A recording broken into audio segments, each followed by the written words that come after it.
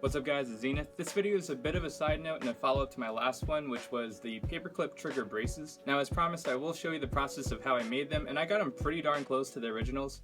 If you're here solely for that reason, skip to this time, but as the update part of this title suggests, there is something I actually need to clarify. Now at the time I was already able to get the braces pretty close to the originals, and I actually already filmed my guide for making them. During the process of editing, however, I found a lot of new information about them, so I'd like to thank Typo, C42P, Nfreak, and Steve Dode, as well as a lot of other game controller modders for clarifying a lot of things and giving me this new information. When it came to my theory of the trigger braces helping your controller from sticking, I was dead wrong. Apparently from the testing of Typo and Cardano, two people who really know their stuff about controllers, I mean, like, that's more of an understatement. These guys work on controllers for top players. Point is, I trust what they say, and they found no correlation between trigger braces and the triggers sticking in the newer controllers. Now I just felt a great need to put this information out there, because if there's one thing I don't want to do, it's mislead you guys. And a huge reason I mentioned this in the first place was basically advertising these things to stop your triggers from sticking, a big problem with new controllers. However, don't fear, because they did give me a solution that actually works, which happens to be using lubricant on the controller triggers. Silicone oil to be exact. Recommended to be placed on the black tube part of your controller base. Now I haven't tested this myself yet, but I do trust anything these guys really say about controllers. So I'm really sorry to anybody I might have accidentally misled, but at the very least there is a solution at the very end. So where does that leave this? Well, apparently there's no huge benefit in using them, but I still do use them, and honestly it could just be a crazy placebo,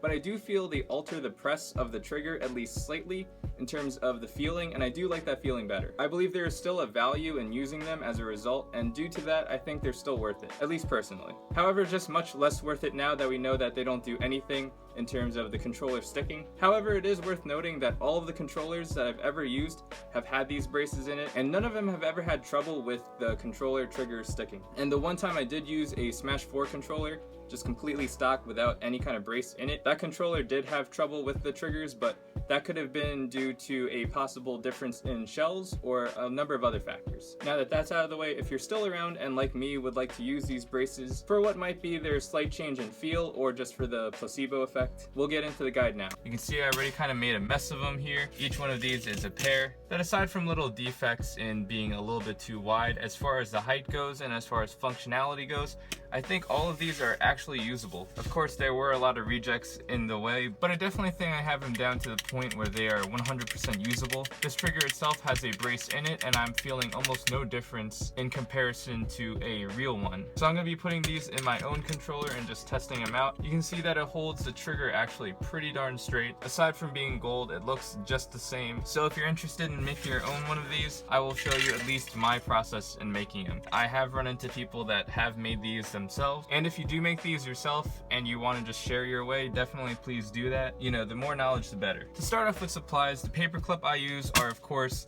the thin gold paper clips that I mentioned in my previous video. These run for $5 at Staples and you get a pack of 100. In that previous video I also went over more common paper clips that were sold at Staples. These came in a variety of different colors and I got the black ones. I mentioned that these are very hard to work with due to a little coating that they have over the actual metal part of the paperclip, and I mentioned that that would be a problem in trying to form it, but I actually since have found a little bypass to it. I definitely still recommend these over these, but if you're stuck with these at home or your Staples doesn't carry it, here's a little trick to get that rubber part off easier. First, just straighten it, then take a pair of scissors and just cut right in the middle. Now you want to cut through the almost rubbery coating that's around it, but of course not through the metal. So just do that until you get a cut around it like so. And then from there, it's as simple as just taking each side and pulling it out. It should slide off just like a sleeve or a sock. Sometimes it might break off, so just grip it from here and just pull it off, and that reveals the nice metal underneath, which is a very good thickness to use for your triggers. This will click in just as well as the gold ones, if not better, because it's just a little bit thicker. Like I said, it's just more of a pain to have to do this every single time. Today of course I'll be working with the gold paper clips, because those are the ones that I like to work with. But all the steps that can be shown here are able to be done on the other one after the coating is removed. Now I can't promise you how well this one's going to turn out, just because when I actually made these and I was trying to get them really precise, it took a lot more time than it will probably take in this video just to keep it, you know, shorter for you guys. But I will show you the general steps. Just make sure when you do this for yourself, you take your time, you get everything as precise as you can, and just don't rush it, because here the slightest little measurement is crucial, so you just don't want to mess up. So you start with your paper clip, and I am looking for a flat nose plier because I believe that will be able to flatten it way easier, but just using the tools that I have right now, it does work. To straighten it out, I don't do anything special, just straightening it out like you would assume anybody would straighten it out. Now, of course, you have these little bumps here, which is a problem, and I fixed that with this plier. You can see right on the end, it is very flat. I wish that the surface was a little bit wider, but you can use this by just putting the paper clip in that flat part and pressing down. This will flatten out the paper clip. Now just kind of rinse and repeat on all sides until you have a pretty flat paper clip. Like I said, I'm gonna leave it just a little bit crude here just because I just want to speed things up for you guys. Okay, so you got the shape of your official brace. So the first thing I start with is emulating this little part. You can see part of the imperfections I have on the ones that I made. I just kind of eyeball this part just because just as long as it's long enough,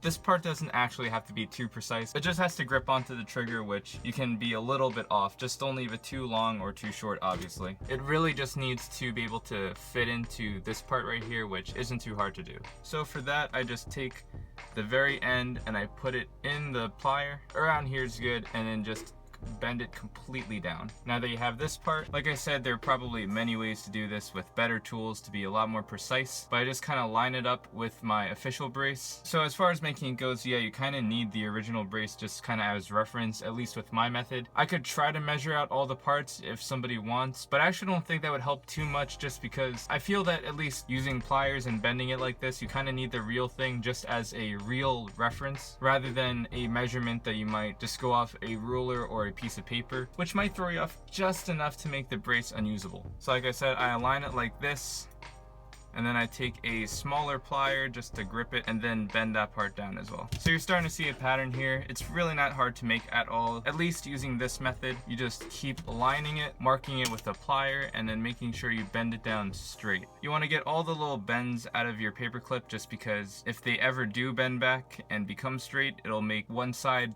taller than the other, and of course you don't want these lopsided. So you just try to flatten them out as much as you can. Once again, just align them, mark it with the plier, and then bend it down flat. Alright, so now you have your kind of just little box shape. It's not exactly a box, it kind of pinches in towards this end, so just keep that in mind. Now just take your wire cutter and snip it off. Now you can see it's a little bit too tall here, and then you can continue to snip off little pieces in order to get it closer and closer to this. Then I guess just try to realign everything, and hopefully you will have a part that works. This looks a little bit worse than the other ones that I made, like I said, just because I'm kind of rushing a little bit in this video, but that should give at least a general idea of how I made them, and I was able to get them pretty close, like I said. Now, one last thing, we are finally at the announcement, and like I said, it's a bit of a small one just because it'll probably only pertain to a small percentage of you guys, especially now knowing that the braces won't actually help with sticking. Originally, I did make a few of these guys in order to give to anybody who happened to be watching and going to Shine. Want to join my free GameCube trigger brace giveaway? Free, of course. All I was going to ask in return was for feedback, as in how did they feel in the controller, how durable were they, did you feel that they helped, and etc, etc. I still have them, and like I said, there might be people out there like me who still want them for any number of other reasons aside from helping with the controller sticking. So if you'd like one and you're going to Shine, feel free to come up to me and just ask for one. I actually don't expect anybody to really do this, but if anybody out there is interested, I thought I'd just put it out there, especially now that you know what I look like. Sorry if this video seems a bit rushed. I had to start all over again after learning new information from Typo and the others, and I actually am going away and will be without Wi-Fi for about a week, so I just wanted to get this video out really quickly. If you guys have any questions, feel free to put them in the comments anyway, and I will get back to them as soon as I get back if somebody hasn't answered them already. Thanks for watching, you guys, as well as for your continued support, and I'll see you guys in a bit. This has been Zenith, signing off.